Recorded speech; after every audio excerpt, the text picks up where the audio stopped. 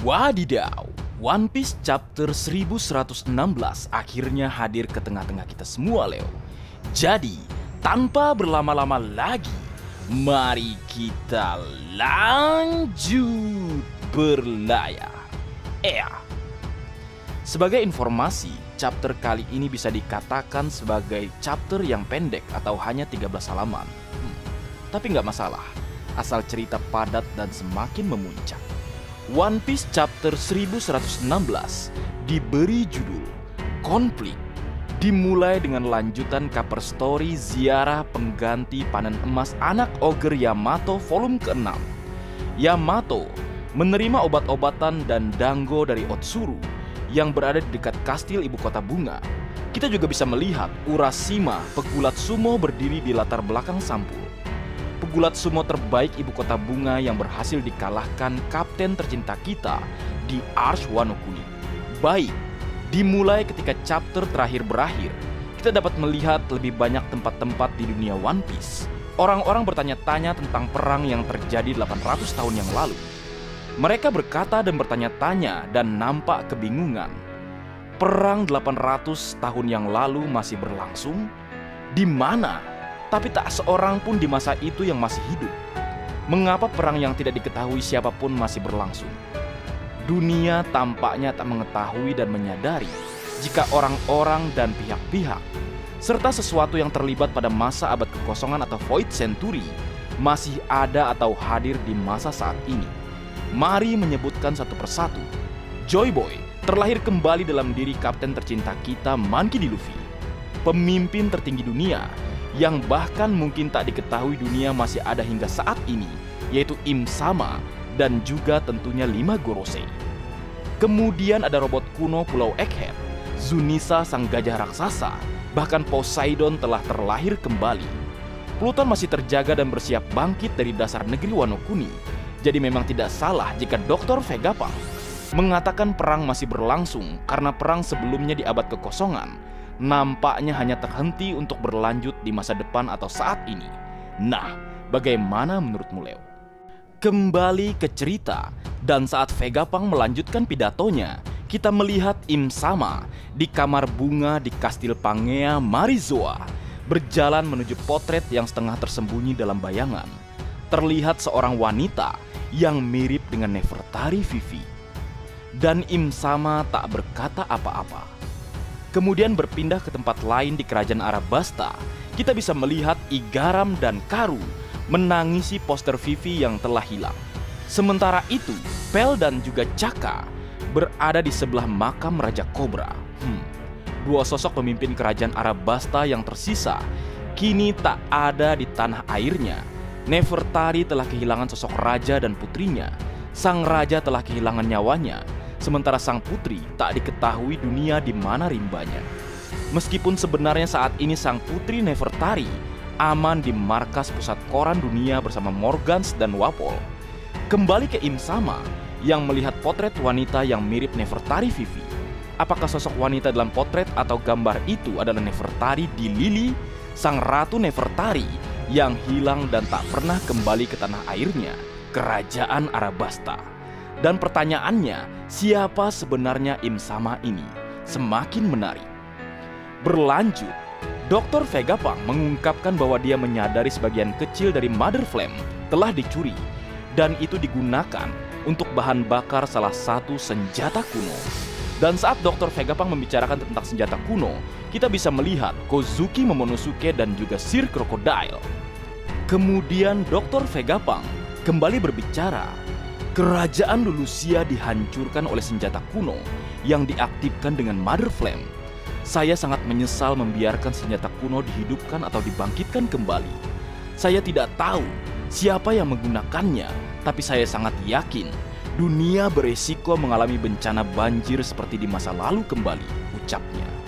Kekhawatiran Vegapunk sangat wajar jika dahulu sebagian dunia tenggelam dan menghilang, hingga yang tersisa bagian fragmentasinya saja atau dataran tingginya saja. Jika banjir kembali melanda dunia, bisa dikatakan itu adalah kiamat bagi dunia. Karena yang tersisa mungkin hanya Red Line dan Pulau Langit saja. dan membahas karena red line tak sengaja dibicarakan. Apakah ini alasan pemerintah dunia bersama Tenryubito atau kaum naga langit menjadikan red line sebagai tempat tinggal mereka karena mereka takut dunia akan tenggelam sepenuhnya, dan tempat aman atau ternyaman adalah red line atau Marizoa. Leo, kemungkinan besar ras Lunarian punah juga disebabkan hal ini karena pemerintah dunia melenyapkan ras Lunarian untuk merebut tanah air mereka. Karena Lunarian dulunya dikenal sebagai suku dewa saat mereka tinggal di atas red line, dan menurut Shirohige dulu ada kerajaan dewa di benua merah atau red line jauh sebelum Marizoa ada. Dan mungkin salah satu alasan mereka para Tenryubito membenci dan mendiskriminasikan Fishman Island atau manusia ikan adalah karena mereka adalah ras yang kemungkinan akan tetap hidup meski dunia tenggelam ke dalam samudra atau laut. Menarik bukan, Leo? Kembali ke cerita, kita bisa melihat Moda, gadis susu dari kerajaan Lulusia, dan wakil Laksamana Komil dari cerita Sampul Portgas DS yang terkejut ketika mereka mengetahui kerajaan Lulusia telah dihancurkan oleh senjata kuno. Dan dapat kita simpulkan ya Leo, Mother Flame membangkitkan kembali senjata kuno, dan sepertinya itu adalah Uranus. Karena kita tahu Poseidon adalah Shirahoshi dan Pluton berada di dasar negeri Wano Kuni. Jadi memang sesuai namanya, Uranus sang penguasa langit. Senjata kuno itu memang terlihat menghancurkan kerajaan Lulusia dari atas langit dengan hujan sinar cahaya penghancurnya, seperti yang sama-sama kita lihat di chapter 1061. Semakin menarik ya Leo. Berlanjut, kali ini di kerajaan Provence, Raja Elisabelo II meminta penasihatnya untuk segera memeriksa kerajaan Lulusia karena tidak ada berita tentang hilangnya kerajaan Lulusia. Ngeri, Lulusia benar-benar dilenyapkan, tetapi beritanya pun menghilang juga Leo, sehingga dunia tidak mengetahui betapa kejamnya pemerintah dunia yang melenyapkan sebuah pulau, kerajaan, beserta manusia-manusia yang tinggal di dalamnya. Sungguh keji kalian para tirani. Berpindah lagi ke New Marineford, di mana kita dapat melihat reaksi Sengoku dan Suru. Sengoku sedang memasukkan banyak okaki atau kue beras ketan ke dalam mulutnya karena merasa stres. Kemudian kita juga bisa melihat Fleet Admiral Akainu. Dia sedang membakar cerutu di tangannya. Akainu berkata, "Jadi kamu benar-benar mengatakan semuanya, Vegapunk?" ucapnya. Kemudian cerita kembali ke Pulau Egghead. Stussy meminta Pang Edison untuk mengizinkannya melepaskan Kaku karena dia melihat agen Cyberpol jatuh ke tengah pulau tanpa ada cara untuk melarikan diri. Kemudian Pang Edison meminta maaf karena memerintah dia untuk mengkhianati Cyberpol. Pang Edison mengetahui jika Stussy benar-benar melihat mereka para anggota Cyberpol sebagai teman-teman atau temannya, namun di lain sisi kesetiaannya kepada Vegapunk juga teramat nyata. Pang Edison berkata, "Konflik di hatimu itulah yang menjadikanmu manusia, Stussy," ucapnya. Memang luar biasa Vegapunk menciptakan kloningan yang bahkan memiliki perasaannya sendiri. Apakah nanti para SSG atau Seraphim akan memiliki pemikiran serta perasaannya sendiri layaknya manusia? Menarik untuk ditunggu. Berlanjut lagi, Pang Yor terkejut bahwa Stella atau Dr. Vegapunk yang asli mengetahui tentang Mother Flame yang telah dicuri, karena sebenarnya Pang Yor tidak menyinkronkan aktivitas rahasianya ke Pang Record. Namun Vegapunk tetap mengetahui kebenaran aktivitas rahasia tersebut. Pang Yor menyimpulkan bahwa karena Dr. Vegapunk Stella mengetahui jika pemerintah dunia akan datang untuknya atau untuk Pang Yor, Dr. Vegapunk Stella tidak akan asal-asalan atau begitu saja dengan mudah menyembunyikan denden musi spesial yang menyiarkan berita ke seluruh penjuru dunia saat ini. Kemudian Pang Yor memanggil 5 tetua atau para Gorosei. Pang Yor berkata, "Saya tahu di mana denden musi spesial itu berada. Robot kuno sedang melindunginya." Wadidaw, nampaknya denden musi spesial disembunyikan di robot kuno. Mungkin ini juga salah satu alasan pertama kali kita bisa melihat Vegapunk muncul di dekat robot kuno. Dan dengan bangkitnya robot kuno, ini bisa menjadi alasan dia akan segera bertarung dengan para Gorosei.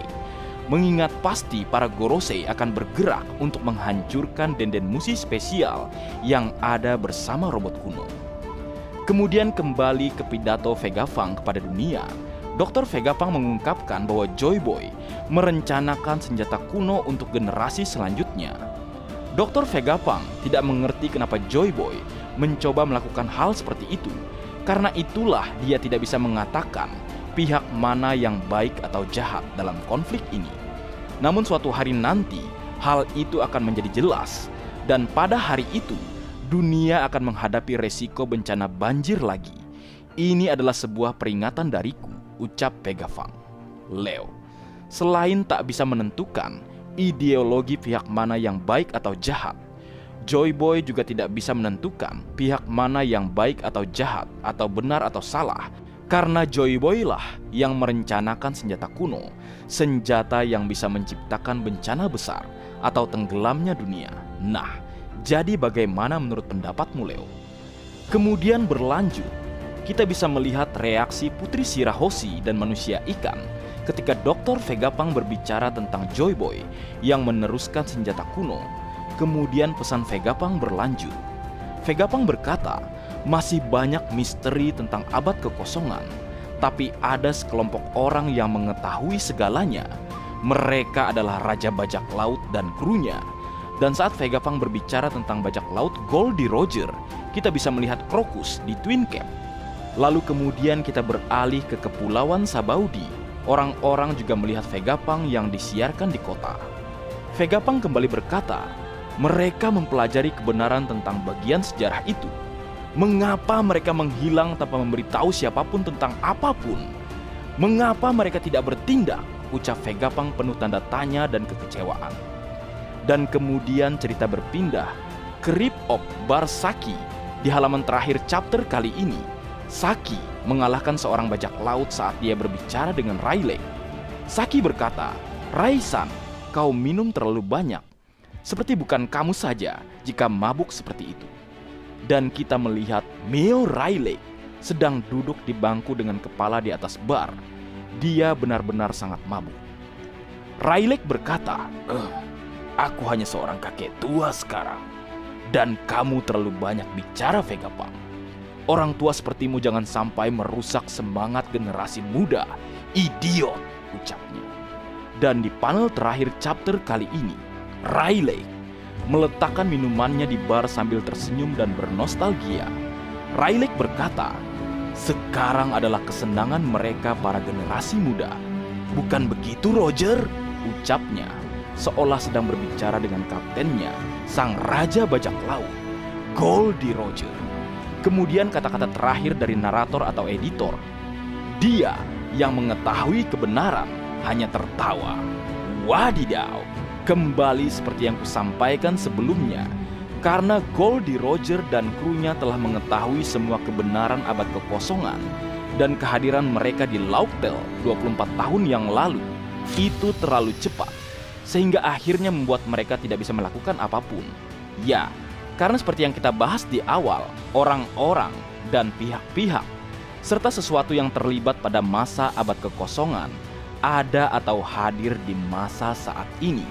Saat ini adalah waktu yang paling tepat, karena di masa Goldie Roger, Poseidon belum lahir dan Mother Flame belum diciptakan. Sedangkan saat ini semua itu ada, bahkan Joy Boy telah terlahir kembali. Dan pernyataan Vegapunk jika kelompok Roger diam tak berbuat apa-apa itu salah besar menurutku, Leo. Karena sang Raja Bajak Laut sebenarnya telah mempersiapkan segalanya. Cara Roger agar tekad tersebut tidak hilang adalah dengan memperlihatkan kematiannya kepada seluruh dunia, yang membuat semua orang tergerak menuju lautan untuk mendapatkan One Piece. Jadi, era kapten tercinta kita saat ini adalah waktu yang tepat untuk bergerak melawan pemerintah dunia. Jika boleh kita katakan, kabar kematian sang Raja Bajak Laut adalah sebuah cara agar di masa depan muncul sosok di waktu yang tepat untuk menghancurkan tirani yang menyelimuti dunia. Dan menyatakan bahwa ideologi yang dipilih di masa lalu oleh dunia itu salah. Karena ideologi yang terpilih justru melahirkan diskriminasi, perbudakan, kejahatan, kekejaman, serta ketidakadilan pada dunia. Jadi bersiaplah kawan, menuju perang puncak final saga dunia One Piece. Ideologi Joy Boy yang mungkin tidak masuk akal atau tidak dipilih dan bahkan membuat semua orang tertawa, justru mungkin akan menjadi ideologi yang paling tepat untuk dipilih. Genderang kebebasan sudah mulai ditabung.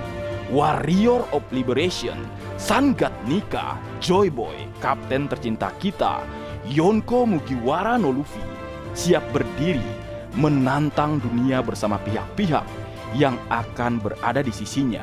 Wadidaw! Dan akhir chapter, break atau libur minggu depan, Oda Sensei rehat sejenak. One Piece akan kembali di Weekly Shonen Jump. Selesai. Baik, mungkin segitu dulu yang bisa aku bagi bersama kalian, Leo. Semoga kalian terhibur dengan apa yang aku buat dalam kesempatan kali ini. Terakhir, jika ada kesalahan dalam pengucapan atau hal yang menurut kalian kurang pas atau kurang tepat, Marga Anime memohon maaf yang sebesar-besarnya. Seki!